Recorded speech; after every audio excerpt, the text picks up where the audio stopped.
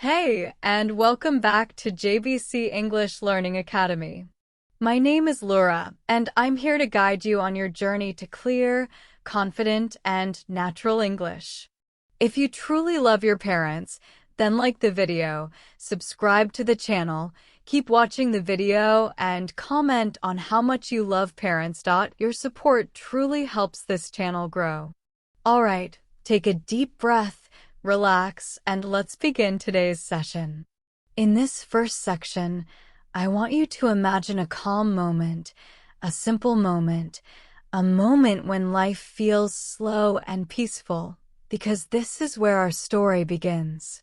So let me take you into a quiet morning, a soft morning, the kind of morning where the sun rises slowly, the air feels cool, and nothing seems too heavy. It is the kind of moment when you believe everything will be okay. This is the moment our character, Daniel, wakes up. He opens his eyes and feels the soft light on his face. He stretches his arms and takes a deep breath. He thinks today will be an easy day, a good day. He feels calm and peaceful, at least for now. But what Daniel does not know yet is that this day will teach him something important. This day will teach him how to understand his emotions, how to control them, and how to find peace even when life becomes difficult. And you, listening to this story, will learn English through these moments, through these feelings, and through the gentle way the story moves forward. So now, let us follow Daniel as he starts his day. Daniel gets out of bed and walks to the small window in his room. He looks outside and sees people walking to work, children going to school, and cars moving slowly on the road. He likes this morning feeling. He feels a sense of order in the world. Everything seems simple. Everything seems calm. He whispers to himself, "I think today will be fine." But sometimes, life gives us surprises, and sometimes these surprises teach us more than quiet mornings can. As Daniel goes to the kitchen to make his breakfast, he hears his phone vibrate on the table. He picks it up and sees a message from his boss. The message says, "Daniel, we need you to come early today." Something urgent came up. Daniel stops for a moment. The calm feeling in his chest changes. It becomes tight. It becomes a little heavy. He thinks, but I wanted a slow morning. I wanted a quiet start. And this is the first small emotional shift of the day. A tiny wave inside him. Not anger. Not fear. Just a small disappointment. But even a small feeling can grow if we do not understand it. Daniel hurries to get ready. He makes his coffee faster than usual. He puts on his shoes quickly. He tries to stay calm, but his mind is already running. He thinks, why today? Why early? What if something is wrong? This is how emotions begin. They begin with thoughts, small thoughts, simple thoughts, but thoughts that keep moving. And when thoughts move too fast, emotions follow them. Daniel walks out of his apartment and feels the air outside. It is still cool, still soft, still peaceful, but he cannot feel the peace anymore. His mind is too busy. He walks quickly to the bus stop. He stands there and checks the time again and again. The bus is late today. A few minutes late. Not a big problem, but when a person is already worried, small problems feel big. He feels a little heat rising inside him. His heart beats a little faster. He thinks, why is this bus always late when I need it? Now, this is where you and I begin learning about emotional control. Emotions do not start big. They start small. They begin with a simple trigger, a message from a boss, a late bus, a change in routine. When we understand the small beginning of an emotion, we can understand the big moment before it arrives. So, let us watch Daniel closely. You will learn English, and at the same time, you will learn about emotional awareness. Daniel finally gets on the bus and sits near the window. He looks outside, but he cannot calm down. His thoughts keep moving. What if I am late? What if my boss is angry? What if something bad happened at work? This is a common emotional pattern. When we do not know something, our mind fills the empty space with fear, worry, or stress. This is human. This is normal. But this is also something we can learn to control. The bus moves slowly through the morning traffic.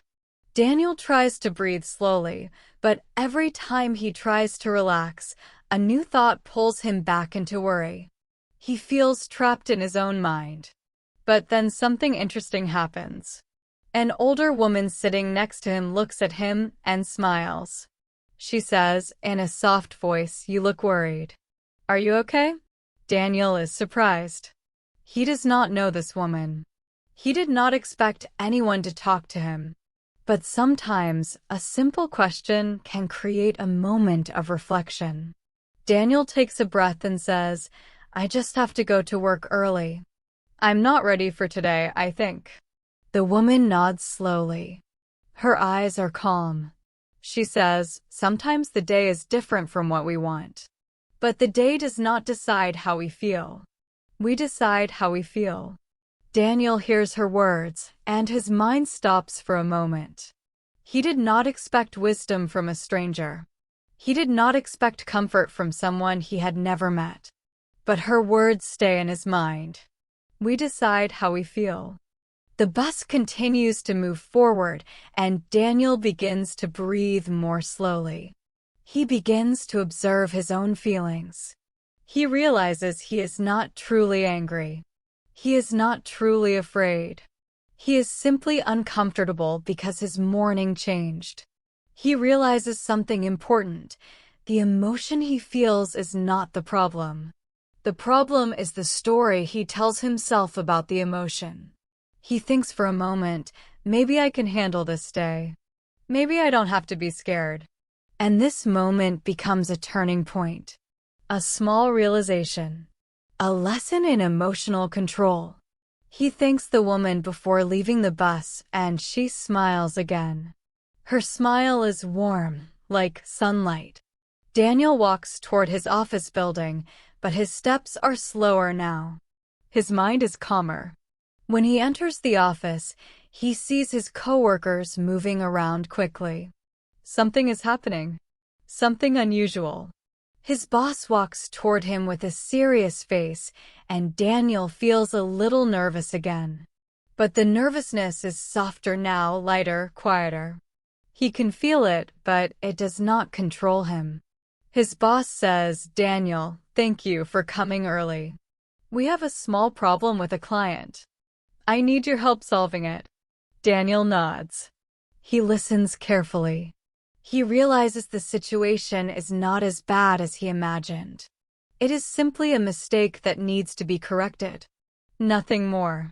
He thinks to himself, "I was worrying about a problem that did not even exist." This is another lesson in emotional control. Many of our strongest emotions come from our imagination, not from reality. Our imagination creates stories that feel real. It builds fears that grow inside us. It creates pressure where there is none. But when we face reality, it is usually smaller, quieter, easier to handle. Daniel begins to work on the problem. He focuses, step by step, on finding a solution. And the more he works, the calmer he feels. He realizes that action brings peace.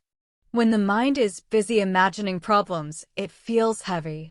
But when the hands are busy solving problems, the mind becomes lighter. As the morning passes, Daniel fixes the mistake.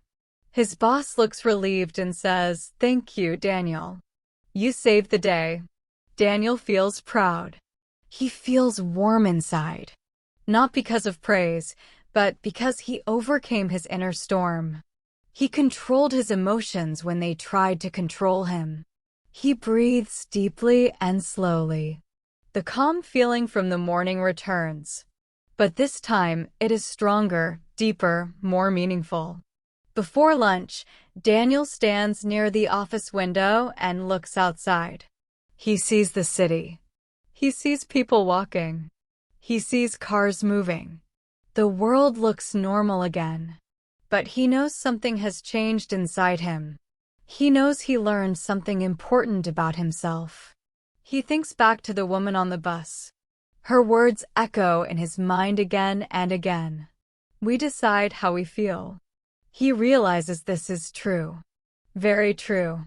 Emotions come, emotions go, but we can choose how we respond. We can choose how we breathe, how we think, how we move through the moment. Daniel smiles to himself. He feels grateful for the lesson the day gave him. And now, something inside him becomes clearer. A voice inside him whispers, maybe I can learn to control my emotions. Maybe I can understand myself better. And so, the story of Daniel's emotional journey begins here. A simple morning, a small challenge, a tiny moment of change. But every big transformation begins with a small moment. Every strong emotion begins with a small feeling. And every person who learns emotional control begins with a simple realization. Emotions are not enemies. They're messages. They're signals. They guide us when we listen. They grow when we ignore them. And Daniel, for the first time in a long time, begins to listen to himself. He begins to pay attention to the small waves inside him. He begins to breathe through them, understand them, and let them move without letting them take over. And as he walks toward the break room for lunch, he feels ready for the rest of the day. He feels stronger. He feels lighter. He feels like he is learning something important about himself, something he wishes he learned earlier. But life teaches us when we are ready. And today, Daniel is ready. This is only the beginning of his journey. There will be more challenges, more emotions, more lessons. In the next sections, you will follow Daniel as he faces deeper emotional storms, moments that test his patience, his confidence, and his understanding. But step by step, through each moment, he will learn how to calm his mind and guide his feelings. And as you listen to this story, you will learn the language of emotions in English, the gentle way to talk about your inner world, and the simple words that express strong feelings. For now, take a deep breath with Daniel. Feel the calm returning. Feel the world slowing down. And get ready for the next part of the journey. Daniel leaves the break room after lunch feeling calm, but as he walks back to his desk, he notices something small, something simple, something so ordinary that most people ignore it, yet sometimes the smallest things carry the strongest emotional weight. He sees a message on his phone from his younger sister, Mia. At first, he smiles because he loves her very much, and her messages always bring warmth into his day. But when he opens the message, the feeling in his chest starts to change. Mia writes, "Daniel, can we talk later? I had a difficult morning." She adds a sad face emoji at the end. A very small thing. A tiny symbol. But inside Daniel, a new wave begins to rise. He feels concern. He feels worry. His peaceful afternoon feels a little heavier now, because when we care about someone deeply, their emotions affect our emotions. He tries to stay focused on his work, but his mind keeps returning to the message. He wonders, is she okay? Did something bad happen? Does she need help? And slowly, his calm feeling begins to fade again. This is something very important to understand about emotional control. Even when we learn to manage our own emotions, the emotions of others can still enter our minds, our hearts, our space. Daniel cares about his sister, so it is natural for him to feel worried. Caring is not a problem. Emotion is not a problem. The problem begins when emotion takes over our thoughts, our actions, our breath. Daniel tries to work, but every few minutes, he checks his phone again. He wants to know if Mia wrote something else. She did not. The silence makes him feel even more uneasy. Silence often speaks louder than words. Silence can make the mind create stories that may not be true. But Daniel has not learned this lesson yet. As the afternoon continues, Daniel finishes his tasks, but he does them with half of his attention. His mind is in two places at once, the office and his sister's world. When his workday ends, he leaves quickly, almost running to the bus stop. He wants to call Mia, but she earlier asked to talk later, and he does not want to disturb her if she is not ready. So he waits. Waiting is one of the hardest emotional tasks for any person. When you wait, you do not know. When you do not know, the mind fills the empty space with worry. Daniel sits on the bus again, looking out of the window, but the city looks different today. The sky, which was bright and gentle in the morning, feels heavier now. Clouds cover the sunlight. The streets look colder, more distant. But Daniel knows the world has not changed, only his feelings have. Emotions can change how we see the world. When we feel light inside, the world feels bright. When we feel heavy inside, the world feels dark. He reaches home and puts his bag on the table. He sits on the couch, holding his phone in his hands. The room is quiet. Too quiet. He wants to distract himself with music or TV, but his mind is too full. He sighs deeply. And then, finally, his phone vibrates. It is Mia. She writes, "Can you call me now?" Daniel does not wait a second. He presses the call button immediately. When she answers, her voice sounds small, shaky, like she has been crying. Daniel feels a rush of emotion through his chest: concern, love, protectiveness, even fear. He says softly, "Mia, what happened?" "I'm here." There is a long pause before she speaks, and Daniel feels his heart beating faster with each second. Then she finally says, "I failed my exam today." The words are simple, but they land heavily inside Daniel. He knows how hard Mia studied. He knows how much she wanted to pass. He knows how much pressure she puts on herself. He feels her sadness through the phone, like it is his own. This is another emotional truth. Sometimes our emotions come from others, not from ourselves. Daniel speaks gently, "It's okay, Mia. We all fail sometimes. It doesn't mean you are not smart. It just means today was hard." But Mia's voice cracks as she says, "I feel like I disappointed everyone." Daniel closes his eyes for a moment. He knows this feeling very well. He has felt it many times in his own life. That heavy feeling of not being good enough. That painful feeling of letting others down. That silent fear that maybe you are not as strong as you want to be. Daniel takes a slow breath. He remembers the woman from the bus. Her calm voice. Her wise words. We decide how we feel. But now, talking to his sister, Daniel understands something new. Other people cannot decide their feelings easily. Sometimes they need someone to guide them, someone to hold space for them, someone who listens with patience and love. So Daniel speaks slowly, softly, almost like a teacher. "Mia, you did your best. And failing does not make you weak. Failing teaches you how to grow. You are still learning.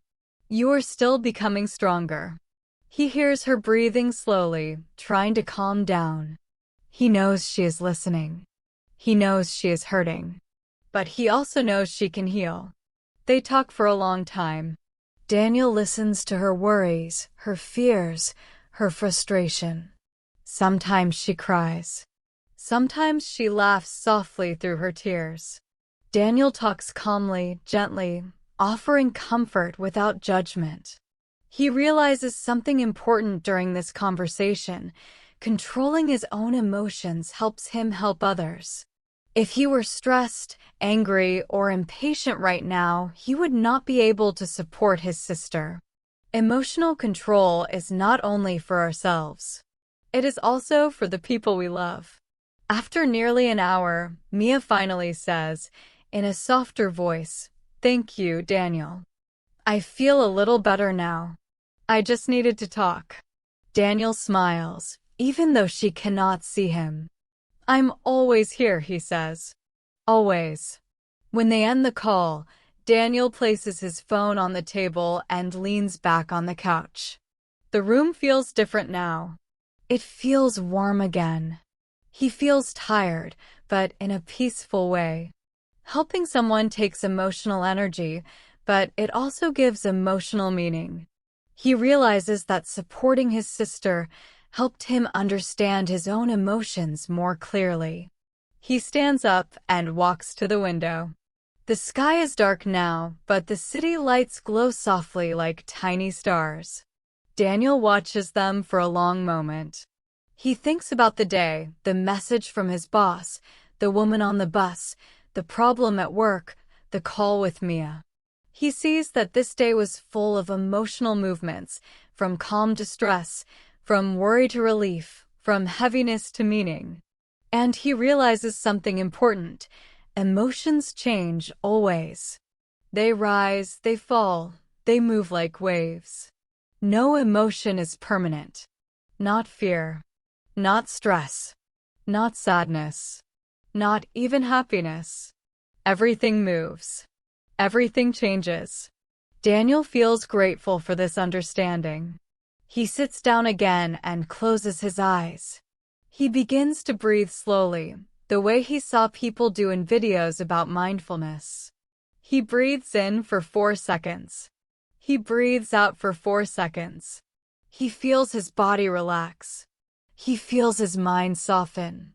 In this quiet breathing moment, he discovers a new kind of emotional control, the control that comes from awareness, from presence, from simply being with himself. He realizes that emotions do not disappear when we ignore them. Emotions disappear when we sit with them, understand them, and let them pass naturally. As he breathes, he begins to think about tomorrow. He wonders how he will face new emotional moments. He wonders if he will be able to stay calm the way he stayed calm today. And then he smiles to himself. He knows tomorrow will bring new challenges. Life always brings new challenges. But he also knows something else. Every emotional moment is a chance to grow, a chance to understand, a chance to transform. He thinks again of the phrase that has followed him all day, "We decide how we feel." And now he adds something new to it in his mind. "We decide how we respond." Daniel opens his eyes. He stands up and turns off the lights. He gets ready for bed, feeling tired but peaceful. And as he lies down, he whispers to himself, "Today taught me something. Tomorrow will teach me more." And with that thought, he closes his eyes and falls into a calm, gentle sleep, ready for the next part of his journey. This is where section 2 ends, but Daniel's emotional journey is only beginning. In the next section, you will see him face a new type of emotional challenge, a challenge that tests his patience, his confidence, and his ability to stay calm when things around him move too fast. For now, rest with him, breathe with him, and get ready for the next step. Daniel wakes up the next morning feeling calm, but also a little tired. Yesterday was an emotional day, full of small storms and quiet lessons. He stretches, takes a long breath, and sits up slowly. His room is still dark, but the sky outside is turning a soft blue. He enjoys mornings like this because they feel clean and new, like a fresh page in a notebook.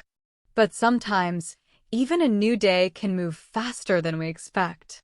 Sometimes a day can begin slowly and suddenly become too heavy, too busy, too fast. Today will be one of those days for Daniel, a day that teaches him what emotional control really means. He gets dressed, makes his simple breakfast, and checks his phone.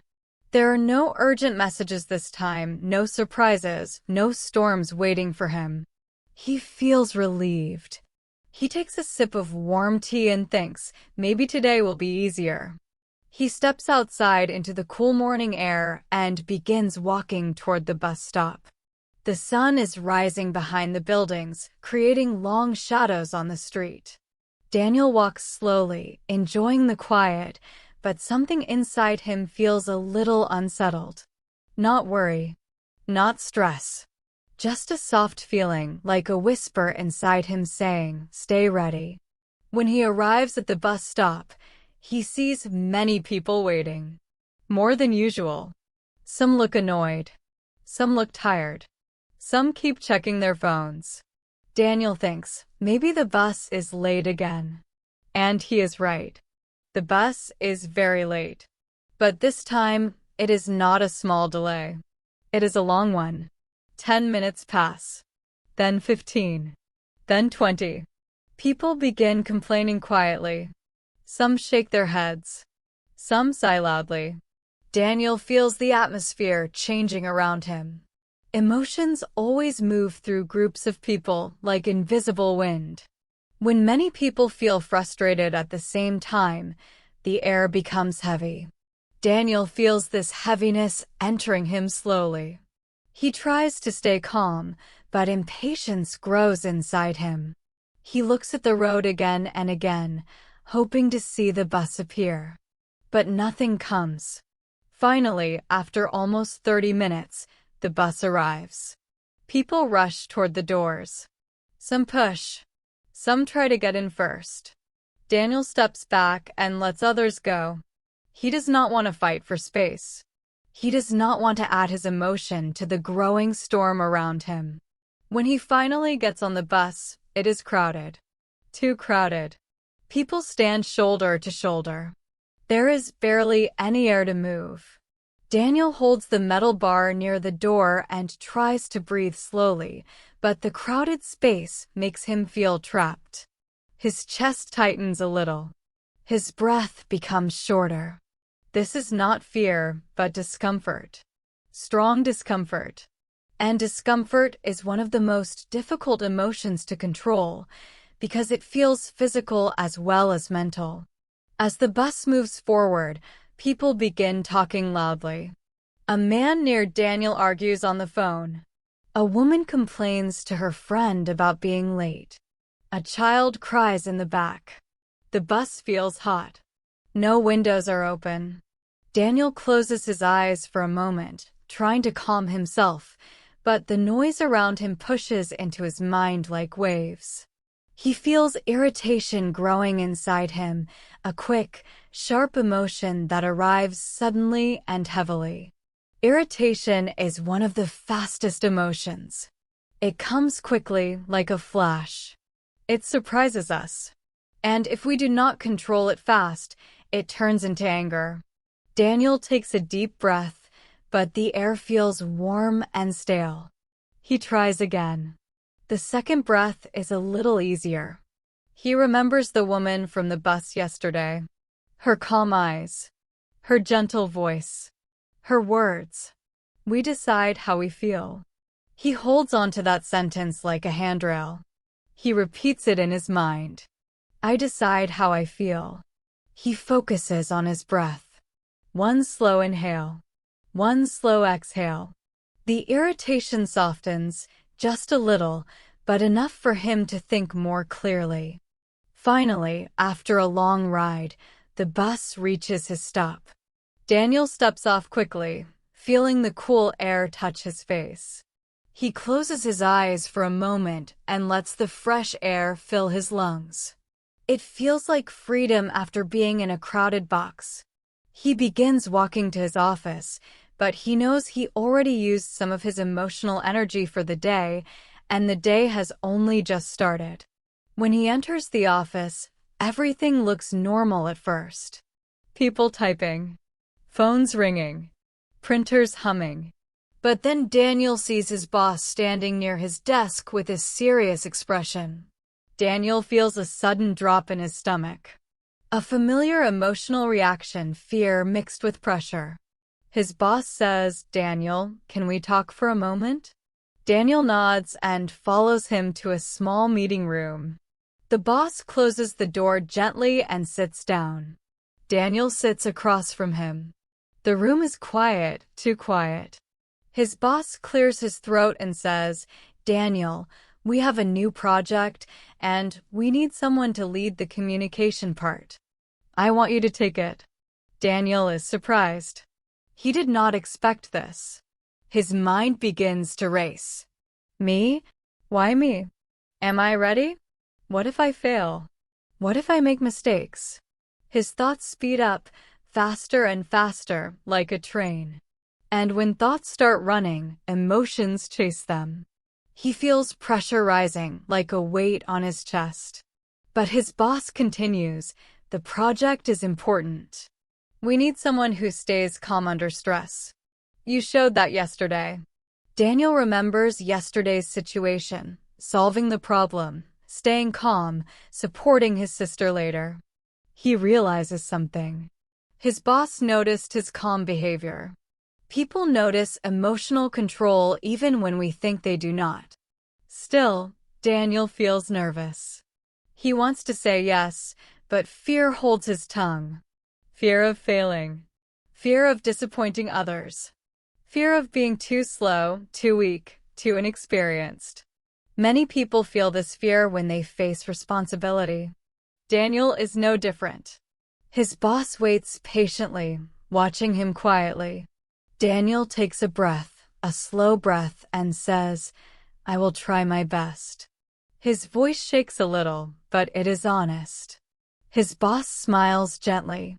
"I trust you," he says. Those 3 words change something inside Daniel. They give him strength. They give him courage. They give him belief. Emotional control does not mean feeling strong all the time. It means moving forward even when we feel unsure. The next few hours move quickly. Daniel begins working on the project. He meets with the team. He reads instructions. He makes lists. But the faster he works, the more stressed he feels. The project has many details, many deadlines, many expectations. His mind becomes full again, like a glass overflowing with water. He tries to stay calm, but every time he solves one problem, another appears. Every time he finishes one task, 3 more arrive. His heart begins to beat faster. He feels heat in his face. His hands shake slightly. Stress is building, rising, pushing him. During lunch, he sits alone at a table in the break room. He plays with his food more than he eats it. His thoughts are loud. Too loud. He whispers to himself, "I can't do all this. This is too much.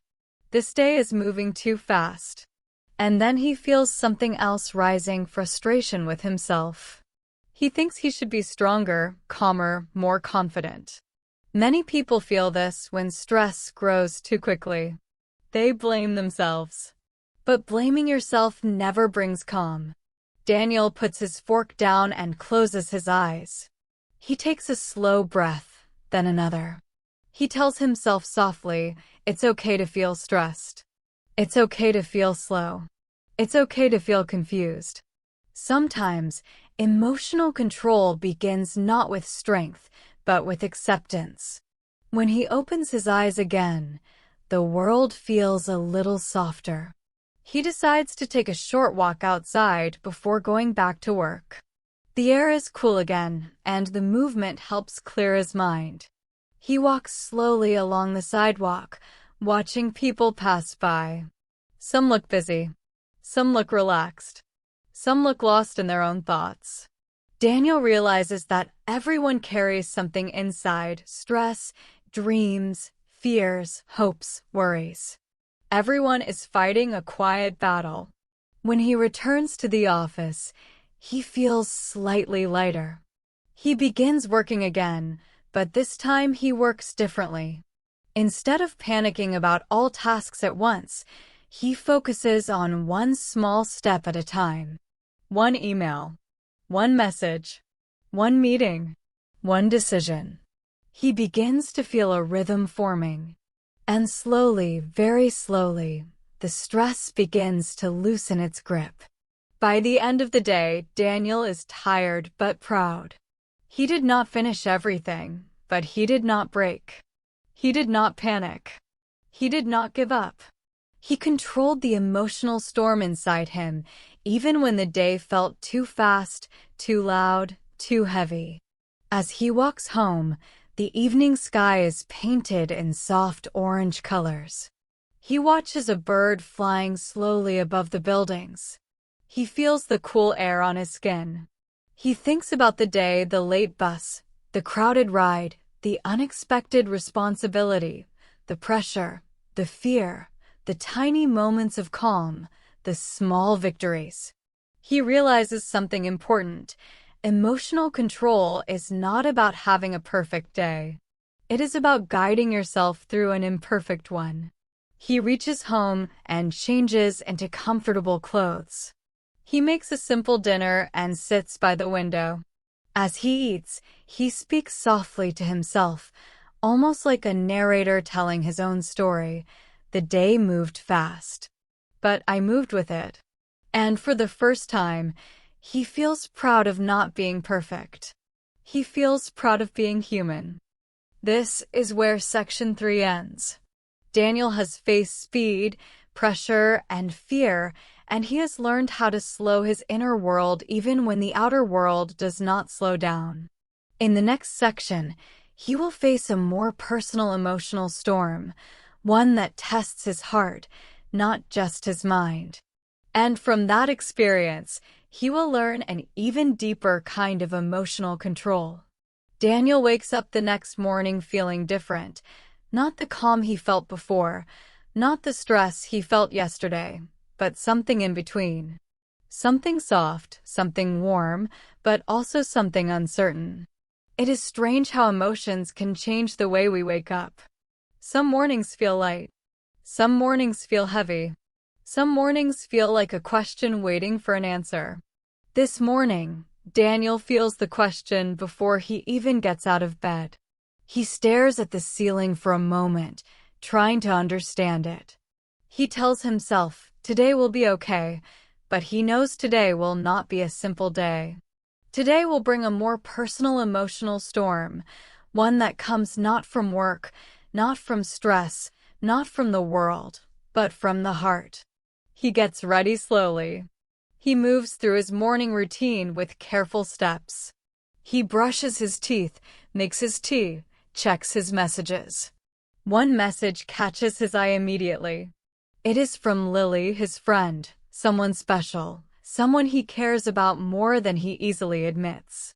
The moment he sees her name on the screen, something inside his chest tightens. Not pain, not fear. Something else. A feeling that mixes excitement and anxiety at the same time. A feeling many people know very well. He opens the message. It says, Daniel, can we meet after work today? I need to talk to you. Only that. 12 simple words. But the space between those words feels huge. Too huge. Daniel stares at the message for a long time.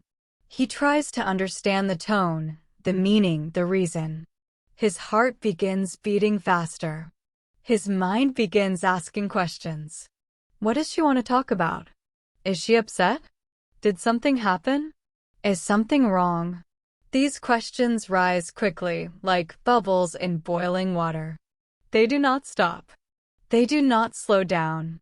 Daniel takes a deep breath and tries to answer with a calm tone. He writes, of course. What time? She replies almost immediately after you finish work. Same place as usual. That means the small cafe they always meet at. The cafe with warm lights and soft music.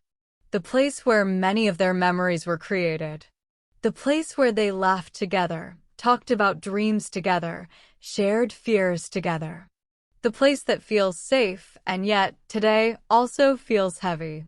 Daniel puts his phone down and tries to finish breakfast, but his hands are a little shaky. He realizes something important. Emotional control becomes more difficult when the emotion is personal. When the emotion comes from the heart, it does not just stay in the mind, it enters the breath, the body, the pulse. It changes everything. He whispers to himself, "Stay calm, Daniel. Just stay calm." But his voice is soft and unsure. The day moves slowly at first. He takes the bus, goes to work, sits at his desk, begins his tasks. But today he is not fully present. His mind returns to Lily again and again. Every hour, every quiet moment, every pause. He thinks about the first time they met at the office. He thinks about how she smiled at him when they worked on a project together. He thinks about the time she told him, "You're someone I trust." That sentence stayed with him for weeks. It still does. But trust also creates fear, fear of losing it, fear of misunderstanding, fear of disappointing. And today, that fear sits quietly in Daniel's chest like a small stone. Not heavy enough to hurt, but heavy enough to remind him it is there. In the afternoon, while he is working on his new project, his phone vibrates again. He looks at the screen. It is a message from Lily. "See you at 6. Just 3 words. But Daniel feels another wave inside him. His breath quickens. His hands become a little cold. Why does emotion create such a physical reaction? Because when a person matters to us, their words carry weight, their silence carries meaning, their presence shapes our inner weather. The hours pass slowly, like a river moving through thick fog. Daniel finishes his work with great effort. He tries to focus, but his heart keeps interrupting his mind. When the clock finally reaches 6, he stands up from his desk, grabs his jacket, and walks toward the exit. His steps are steady, but inside, everything feels shaky. He walks to the cafe with slow steps, each one filled with quiet hope and quiet fear. The cafe door rings softly as he enters. The smell of coffee and warm pastries fills the air. Soft music plays in the background. The lights are dim and golden. It is a peaceful place, but today Daniel does not feel peace. He sees Lily sitting at their usual table near the window. She looks calm, but her hands are folded tightly in front of her, a sign that she is nervous. Daniel sits down across from her. He smiles gently, but she does not smile back the way she usually does. Something is different. He says softly, "Are you okay?"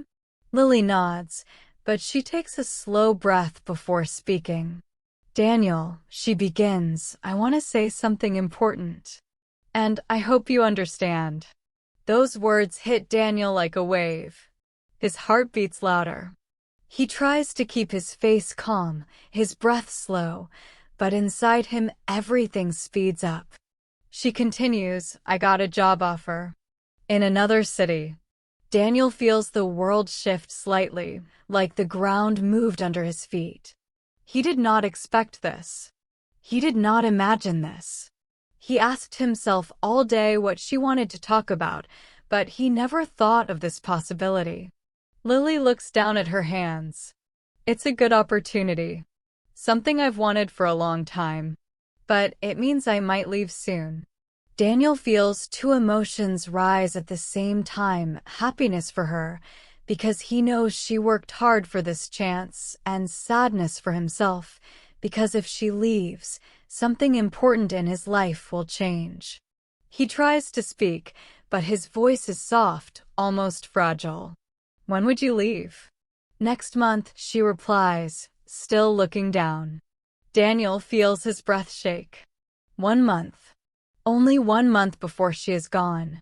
The cafe feels quiet. Too quiet. The music feels distant. The warm lights feel dimmer.